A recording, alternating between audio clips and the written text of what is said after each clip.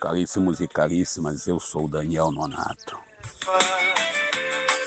Doravante todas as gerações me felicitarão, porque o Todo-Poderoso... Meu povo, minha gente, meus amigos, a gente celebra hoje Nossa Senhora de Fátima, também hoje é o dia em que a Princesa Isabel assinou a Lei Áurea.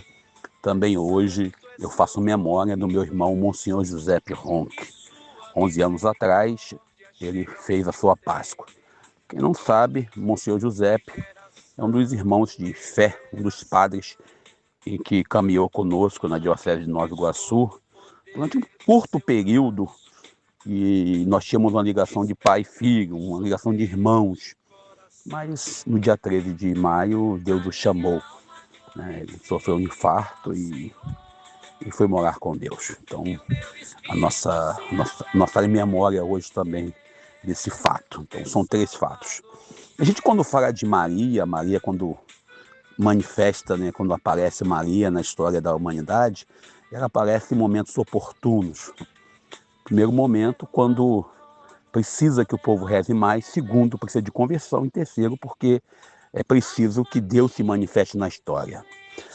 Nossa Senhora Maria, Mãe de Jesus, ela nunca se manifesta por conta própria. Ela sempre vem, e sempre quando ela apareceu e aparece na história, ela aparece com uma missão específica. Em Portugal, com Nossa Senhora de Fátima, nós celebramos hoje. Em Guadalupe, com Nossa Senhora de Guadalupe, na cidade do México, com Nossa Senhora de Guadalupe. Também em Lourdes, né, e outros lugares mais.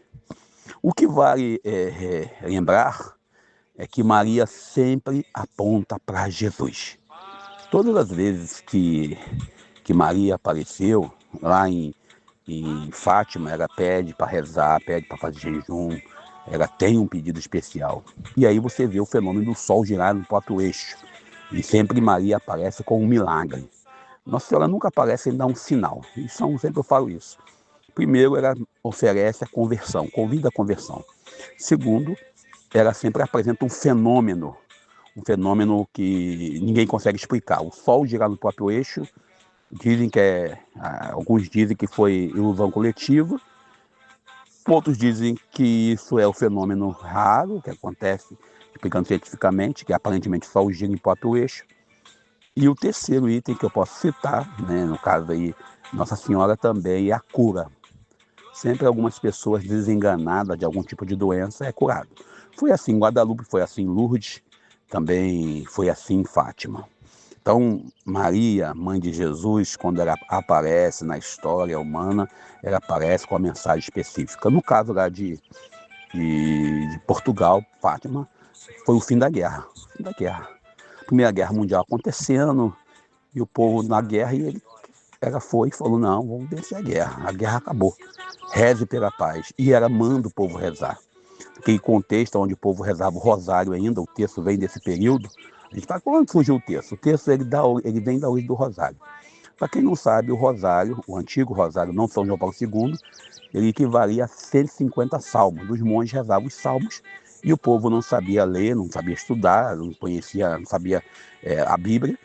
E aí o povo rezava Ave Maria e Pai Nosso, equivalendo aos 150 salmos. 150 Ave Maria e 10 Pai Nossos. E 15 Pai Nosso, desculpe. Depois, você vai ter, nesse contexto aí, Maria aparecendo em Portugal e pedindo para rezar o texto. Que o texto é um rosário, né? É um texto do rosário. E o povo passou a rezar 50 Ave Maria e 5 Pai Nosso. E ela mandou colocar a jaculatória, né? Senhor Jesus, né? Perdoai-nos, livrai do fogo do inferno. Levai as almas todas para o céu. Socorrei principalmente, assim mais precisai. E nós aqui, aprendendo a rezar com Dom Luciano Bergamin, eu parava da vossa misericórdia. A gente aprendeu assim. Então, o que mais precisa da vossa misericórdia? Então, a gente sabe que Nossa Senhora, quando aparece, ela não aparece porque quer. A gente até brinca que Maria, quando sai de casa, ela sai porque precisa.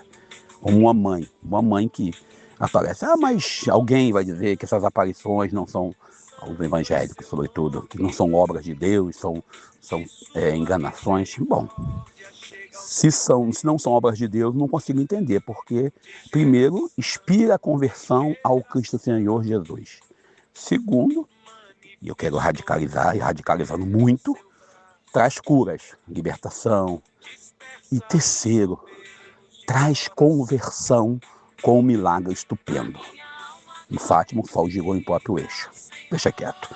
E olhando para o evangelho de hoje nós temos opção do evangelho, tanto o evangelho de João, capítulo 16, 12 ao 15, ou o evangelho de Mateus, 12, 45 ao 50.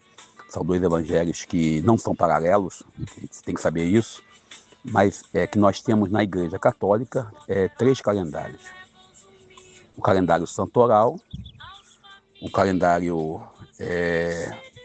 vamos dizer assim, mariano, e o calendário, no caso, o lecionário ferial. E nesse sentido que nós queremos apresentar esse texto de hoje. Hoje estamos lendo o calendário mariano e o calendário ferial. Estamos celebrando a quarta-feira da 6ª semana da Páscoa. Tem texto lá no blog, tá? E também celebramos Nossa Senhora de Fátima, o texto de Mateus 12, 46 a 50. Também tem texto lá no blog. Para quem está no Instagram, para quem está no WhatsApp, para quem está também no YouTube, vai estar aqui embaixo. No YouTube, quem está no WhatsApp, está aí em cima os links para as reflexões. Estamos fazendo esse áudio com vocês.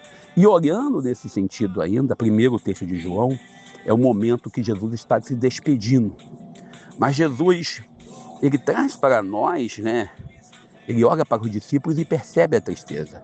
E ele, mesmo diante do peso do mundo, a psicologia diz isso, ele vivia o peso do mundo. Nós, às vezes, quando sabemos que alguma coisa vai acontecer, seja algum tipo de fator, né?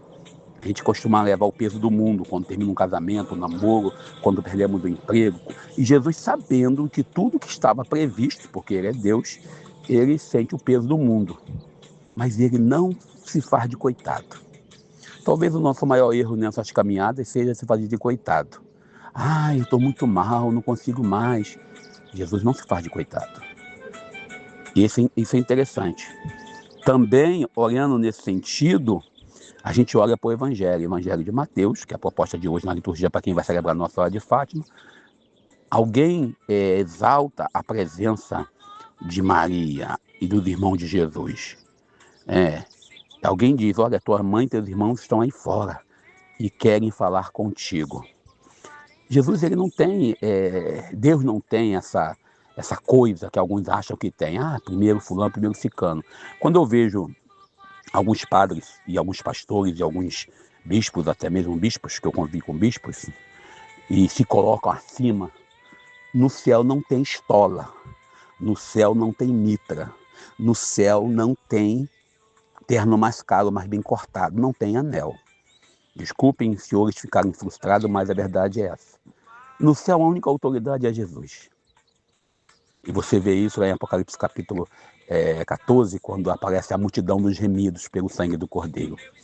Ninguém fala, ali tá os pessoal que usava túnica, estola, casula, báculo, bate na cara, não tem nada disso. Terno bem cortado, Bíblia mais cara, não tem isso. Então, quando Jesus fala aqui que os seus irmãos e suas irmãs são aqueles que fazem a vontade do Pai, também os servidores do altar, aqueles que estão em volta na igreja, nem sempre são os irmãos e irmãs de Jesus. O Evangelho de hoje, ele consegue nos deixar bem claro. Ou nós estamos irmanados pela obediência, pelo respeito, pela fidelidade ao Evangelho, e a Jesus principalmente, ou nós não somos nada. Essa é a verdade. Jesus já falou isso. Olha, quem é meu parente é quem faz a vontade de meu Pai. E quando ele fala que vai mandar o Espírito Santo, ele manda também ficar na fidelidade. Então os textos têm esse paralelo. Sem fidelidade, nada de Espírito Santo. Não é porque você recebeu, às vezes, um grau ou recebeu um sacramento que você é mais santo do que os outros. Como dizia com meu amigo Zé Sabino, a santidade ela não é exclusividade minha ou sua. Pertence a Deus. E nós queremos viver essa santidade. Eu paro por aqui, peço a você que deixe seu like. Nossa Senhora de Fátima, rogai por nós, se inscreva no nosso canal. Eu sou Daniel Nonato. Derruba do trono os poderosos e eleva os humildes. aos famintos enche de bens e despede os ricos de mão